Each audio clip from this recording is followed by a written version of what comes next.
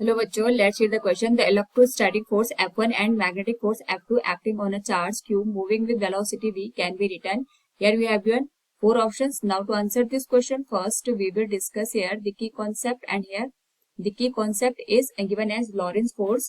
तो Lawrence force में हम यहाँ पे इलेक्ट्रोस्टैटिक फोर्स और जो हमारे पास मैग्नेटिक फोर्स होता है दोनों की स्टडी करते हैं. यानी सपोज हमने यहाँ पे कोई इलेक्ट्रिक फील्ड अप्लाई कर रखा है. इस इलेक्ट्रिक फील्ड के डायरेक्शन कुछ इस तरीके से है और हमने यहाँ पे कोई चार्ज रखा है +q.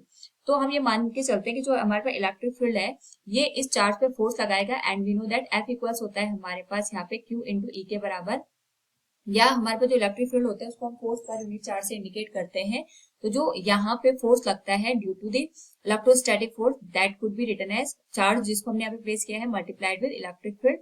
एक तो ये हमारे पास सही एक्सप्रेशन आ गया. दूसरा, अगर हम यहाँ पे कोई मैग्नेटिक फील्ड अप्लाई करते हैं, इस मैग्नेटिक फील्ड में अगर कोई चार्ज पार्टिकल मूव करता है, ये स्टेशनरी नहीं होना चाहिए, मूव करता है, उस पर्टिकुलर केस में यहाँ पे चार्ज पार्टिकल पे फोर्स लगता है, एंड जो फोर्स की वैल्यू होती है it is given as Q into V sine theta, जिसको हम यहाँ पे इस तरीके से भी लिख सकते हैं F2 equals Q into V cross B. यानी जो हमारे पास मोशन की डायरेक्शन होती है और मैग्नेटिक फील्ड की डायरेक्शन होती है उसके परपेंडिकुलर डायरेक्शन में फोर्स एक्ट करता है.